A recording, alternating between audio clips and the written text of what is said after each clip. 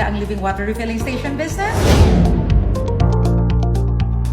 Reason number 1. High demand.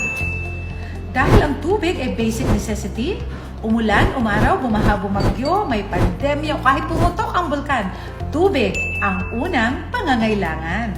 Reason number 2. Stable market.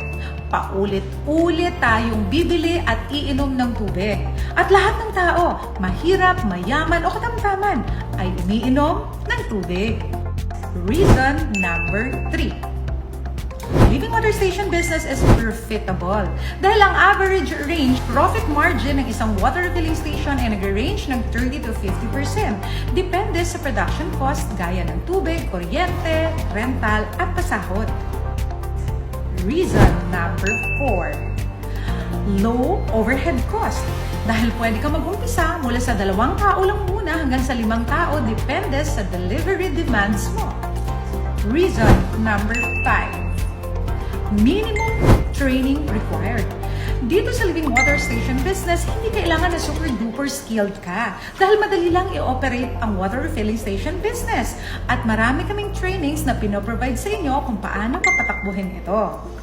Ang kailangan lang, meron kang common sense at syempre, yung strong commitment para sa ating mga customers. Reason number 6. Secured investment. Dahil hindi naman nauubos ang tubig at hindi rin titigil ang tao sa pag-inom ng tubig. Therefore, habang dumadami ang populasyon, sigurado, tumataas din ang demand sa drinking water. Reason number 7. Simple business operation. Unlike other business na ang daming raw material, kailangan mo pang i-warehouse, kailangan mong i-stock, ang water refilling station business ay napakasimple.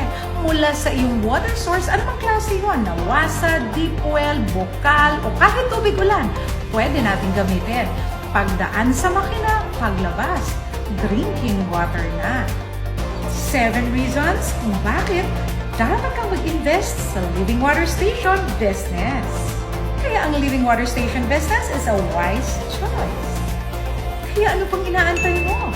Call us or happy to assist you.